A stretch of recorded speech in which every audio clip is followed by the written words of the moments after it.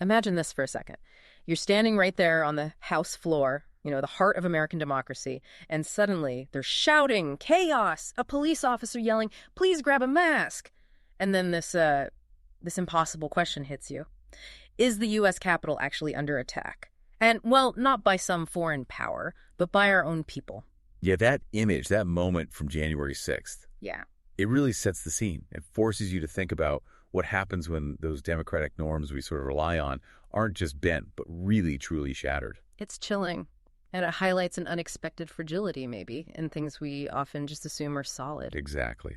The book described the realization dawning that this wasn't like September 11th, which, brought the country together. This was different, something that could tear things apart from the inside.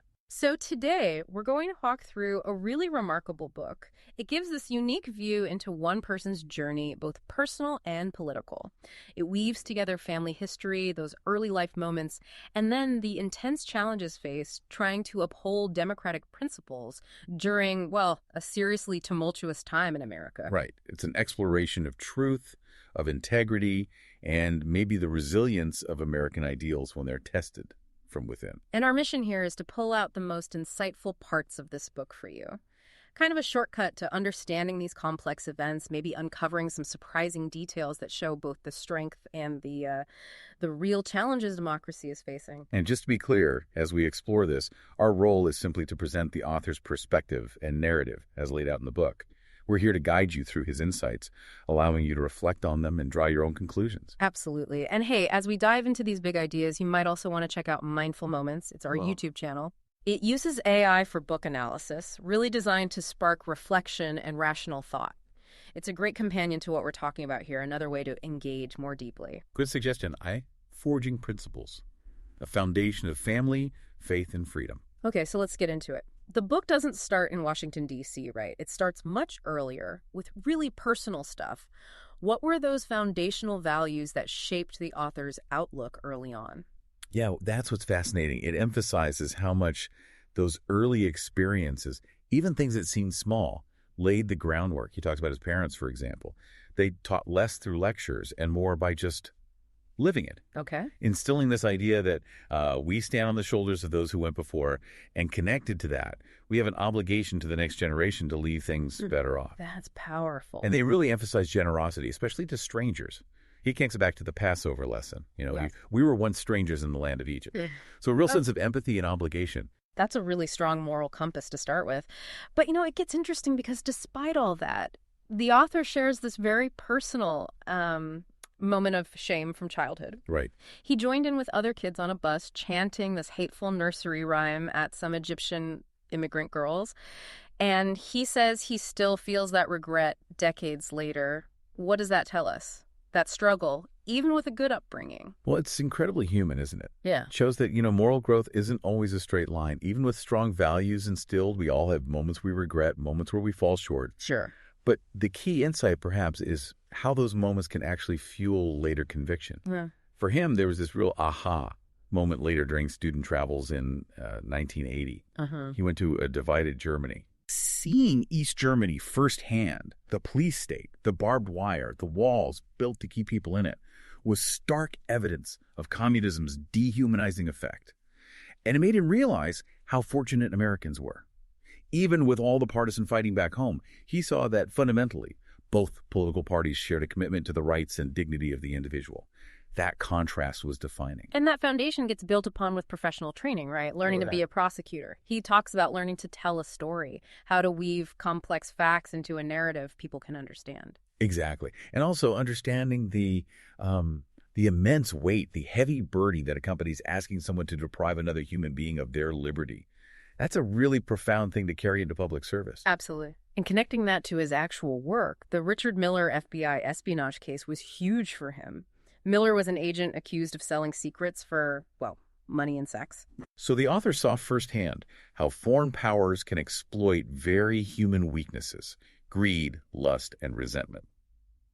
But just as importantly, he developed this profound respect for the organizational culture within the FBI that, at its best, encouraged agents to root out corruption even within their own ranks. Okay. That understanding, that seeing how small compromises can lead down a dangerous path, He says it was vital education that came in handy much later when he faced pressures himself. It's kind of a lesson for everyone, isn't it, about guarding your own integrity? It really is. And then there's this beautiful counterpoint in this section, away from the heavy stuff, his relationship with David McMillan through the Big Brothers program. Oh, yeah. Just imagine this little kid asks for 3 wishes, and instead of toys, he asks for a big brother, a puppy, and a beautiful world. It's incredibly touching. And the book notes, they're still like family, more than 30 years later. So you take all this, the family values, the personal struggles, the professional training, these deep relationships. What does that mix mean for someone about to jump into the political fire, too? The political arena, ideals under siege, and the power of individual courage. Well, building right on that foundation, the book moves into his entry into politics. He lost a couple of races first, but then won a state Senate seat at 36. And what's notable is, despite the usual political grind, he really tried to maintain a nonpartisan ethos. Okay, how did that play out? He points to actual achievements, things passed, like reforming child support, creating a Patient's Bill of Rights, this juvenile justice grant program that smartly paired police funding with prevention efforts. It's presented as proof, really, that bipartisan work can happen, that cooperation is possible if you focus on results. But the book makes it clear that let's say the breakdown in norms, this intense partisanship, it didn't just start recently, it points further back.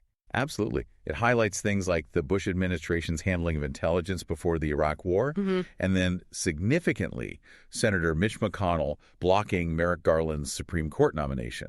These are presented as earlier signs, harbingers of this extreme factionalism taking hold, moments where political gain seemed to override established process. Yeah. And there's this really telling detail about his experience when he first got to Congress on the House Judiciary Committee. It was just completely different from his time in the California legislature. So? He describes everything being partisan, where you sat, how you voted, and he talks about the absolute shock from John Conyers, a Democrat who'd been there forever, when the author actually voted against his own party on something. Wow. Conyers apparently, quote, practically levitated, then rushed over to chew him out, and the author just thought, okay, I am definitely not in the California legislature anymore. It shows how baked in the division had become. And then things get even more intense with the Benghazi Select Committee investigation. The book is quite direct about this. It is.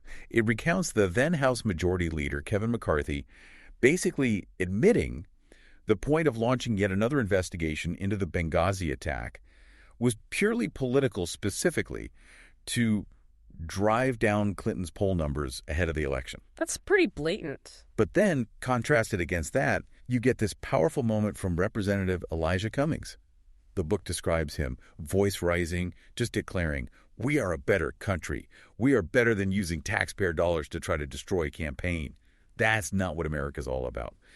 It really stands out as a moment of moral clarity amidst the maneuvering. Yeah, it really does. And zooming out a bit, the book then goes into detail about the Russian interference in the 2016 election. It lays it out pretty systematically. Not just theories, but specifics. Right. From then-candidate Trump publicly asking Russia to find Clinton's emails, which the book notes was followed by Russian hacking attempts literally hours later, to Donald Trump Jr.'s secret communications with WikiLeaks to coordinate releasing stolen emails, and that whole massive social media influence campaign run from St. Petersburg aimed at hurting Clinton. The author connects Trump's rhetoric during this period to what he calls classic demagoguery, comparing it to tactics he'd observed years earlier in Czechoslovakia, specifically designed to stir up anger and hostility. Which leads us into the Ukraine impeachment inquiry. The book calls Trump releasing the transcript of the call with President Zelensky a strategic blunder of historic proportions. Yes, because the transcript itself, according to the author, clearly showed the coercion. That infamous line, "I would like you to do us a favor, though," asking for investigations into political rivals in exchange for vital military aid. It essentially confirmed the whistleblower's concerns. Okay, so amidst all this pressure and political calculation, what about individual courage? Does the book highlight people who push back? It really does. That's a major theme. It focuses on Ambassador Marie Yovanovitch, a career diplomat who was working to fight corruption in Ukraine. She was abruptly recalled and then publicly smeared, essentially for doing her job effectively, because it apparently interfered with certain political agendas. Her testimony was powerful. Incredibly powerful. She talked about diplomats uprooting their lives because we believe in America and its special role in the world, and the gut punch. We also believe that in return, our government will have our backs and protect us. That basic understanding no longer holds true. Just a heartbreaking statement about feeling abandoned by your own government. And then there's Lieutenant Colonel Alexander Vindman. Yeah, Vindman. Oh. An Army officer, served 2 tours in Iraq, wounded in action, Purple Heart recipient. He listened in on the Zelensky call and reported his concerns through proper channels. And faced immediate attacks on his loyalty. Exactly. Baseless accusations about his patriotism. But his words during his testimony, addressed to his father who fled the Soviet Union, they resonated with so many people. He just said, "Dad, here, right matters." It was such a simple, powerful affirmation of American ideals from someone who'd risk everything for them. It really was. Then, during the Senate impeachment trial itself, the book dives into the defense strategy. It specifically points to Alan Dershowitz's argument. What was his argument? Essentially, that even if everything alleged was true, none of it would actually constitute an abuse of power or an impeachable offense if the president believed his actions were somehow in the public interest, as he defined it. The author describes this line of reasoning as a descent into constitutional madness, arguing it would effectively remove any real limits on presidential power, completely upending the checks and balances built into the Constitution. That's a heavy constitutional argument. And the book also touches on the personal cost during this time. Oh, definitely. Constant attacks, threats, needing security details. It paints a picture of immense personal pressure. But there are also these little moments of trying to maintain normalcy, like his self-declared presidential impeachment exception for still eating barbecue sometimes. Just a small human detail amidst the intensity. 3. The enduring fight. Truth, decency, and America's capacity for renewal. So walking through all that, I mean, these are profound challenges. What are the main takeaways the book offers about the health of American democracy after all this? Well, it doesn't shy away from the continued assault on, frankly, objective truth. It covers everything from Trump's claims about COVID-19 to the persistent pushing of election fraud narratives, all culminating, of course, in the January 6th attack on the Capitol. Right. And it also underscores the retaliation against those who did speak truth, like Vindman being fired, the pardons for Roger Stone and Michael Flynn, who had lied to investigators to protect the president. It paints a picture of truth-telling being punished. And it connects this to the media landscape, right? Yes, very strongly. It emphasizes the danger when our information gets siloed, when algorithms on social media feed us only the news we wanted to see curated just for us. The author argues this fractures society, takes away any shared set of facts, and just deepens the divisions. He recounts asking tech executives about this, about whether their algorithms were making things worse, and felt their answers didn't really grasp the scale of the problem. It's a call, really, for all of us to be more critical consumers of information, to actively seek out different perspectives. It's a significant challenge, but does the book leave us there, in that fractured place? Or is there a sense of hope? No. Definitely not. It ends on a powerful note of hope and resilience, actually. It explicitly says, American history gives us good reason to be hopeful, for it demonstrates an almost endless capacity for renewal. So it acknowledges the darkness, but refuses to give in to despair. Where does that hope come from, according to the book? It circles right back to the courage of individuals. People like Ambassador William Taylor, Alexander Vindman, Fiona Hill, Marie Yovanovitch, and also the Capitol police officers who defended the building on January 6th, Eugene Goodman, Harry Dunn, Aquilino Connell. Right. The book holds them up as examples.